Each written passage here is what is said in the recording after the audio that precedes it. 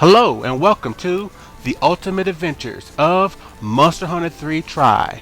I'm your guide, the one, the only Jodecideion. Just a little reminder, this is the entire monster hunt. The only thing been edited out is the in-between loading screens. So please enjoy. This is episode 3 in the ultimate series, and in this episode I'd like to introduce the PMK Knights.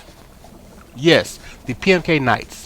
The PMK Knights are, I guess you can say, my clan, my group, the people I play with in my Monster Hunter Ultimate Adventure. These players consist of people I know in real life, a couple guys who have been on my friend list, and 2 new members who I met while playing Monster Hunter 3 Ultimate. First, as you know, the PMK Reporter, also known as SS LeVar, is my main man, my partner in crime. He's currently absent again from playing Monster Hunter, but he's also, one of the founding members of the PMK Knights. So that's who he is. Then we have Blaster PR.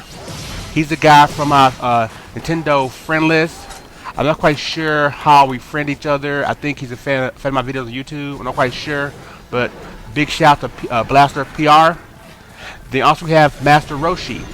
Master Roshi, if you're familiar with the name, he's also been on my Friday Fist of Fury featuring Fist of North Star 2 Ken's Rage videos. So now he's a Monster Hunter, and he's a valuable member to the PMK Knights. Then a very special shout out to 2 guys who I met while playing the game. First, my man KB. KB, real cool gentleman I met while playing, real cool guy. Enjoy playing with him. He's definitely a special member of the PMK Knights. And then last but definitely not least, the Texas Lizard, also known as Ranger Boy.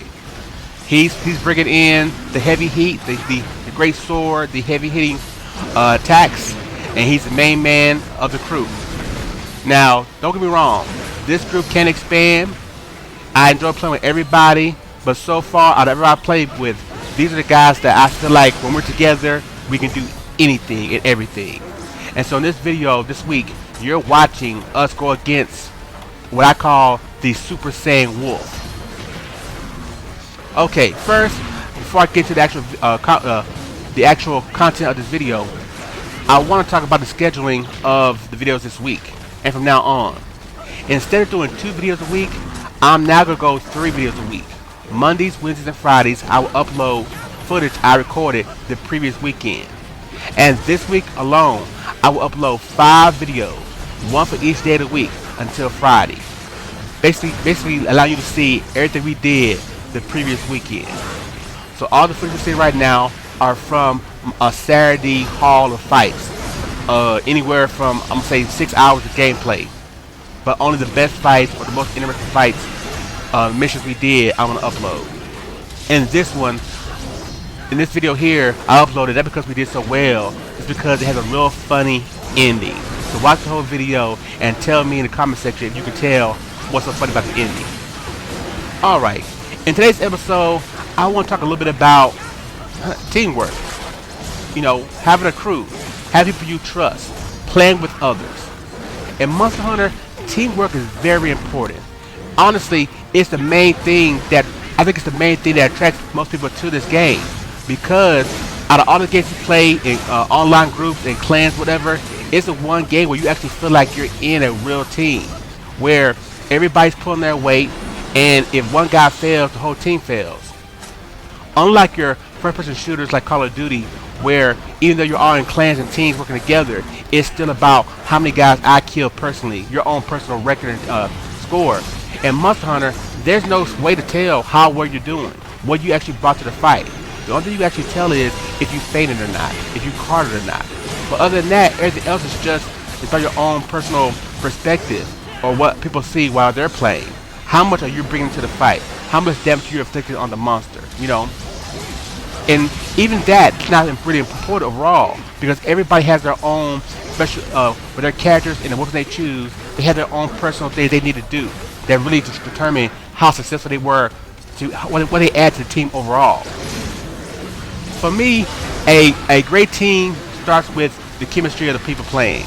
People getting along, enjoying playing together, having that perfect sense of urgency, as in, I want to beat this monster, I need to beat this monster, at the same time not taking it too seriously, where they're like, if someone carts, they're already down the dumps and they're, being disrespectful to people and being upset.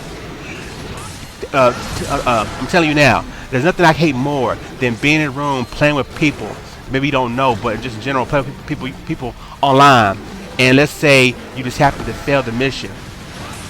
There's always that one guy who leaves, and most of the time he's the guy who carded, or at least carded at least once or twice.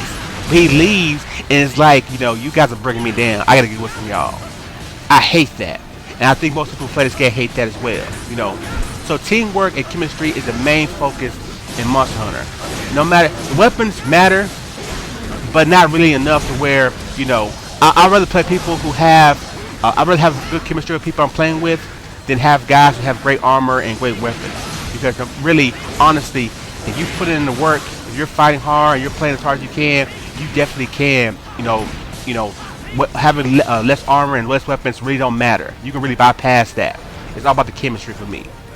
But I'll tell you this: if you get a group that play well together, but also know what they're doing, and also have the right weapons and the right, brought the right supplies and right tools, then you have a great, so you have something great going. And I definitely recommend the pros, the guys doing the speed runs, the guys who are just already in G rank, playing with people they know with.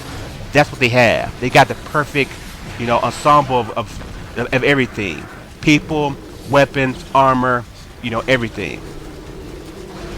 For me, when it comes to a team, besides the chemistry, I also want setup. I like to have a variety of weapons in a group I'm playing with. I'm a longsword user, so definitely I don't mind having another longsword user in the group, but at least two. At least two. The main thing is, I think you need a hammer in your group, or at least a lance. Someone who, as we say, can control the head, or a hunting horn. Someone who can deliver that knockout blow. That definitely help out. Then you have the longsword guys who can cover the tail aspect, cutting the tail, or at least cutting the legs. Bow and gun lance, for me a gun lance is a lance still, so it still has that whole principle of covering, protecting the head, of controlling the head. But a bow, not really. Unless you're going to be, healing us for distance, I really don't like bows because they don't really supply a lot of damage. You play with one bow guy, that's just two of you, or three of you. He's not doing that much damage unless he got some real heavy artillery. So I'd rather have two long swords, a great sword, and a hammer, or two long swords, a hunting horn, a lance, and a hammer. That aspect to cover basically every part of the body, the front, the middle, and the end. Well, that's it for this video. I'll see you guys with a new video tomorrow, real soon. And until then, keep hunting. This is your guy, the one, the only Jodecideion. And I'll see you next time on The Ultimate Adventures of Monster Hunter 3 Try.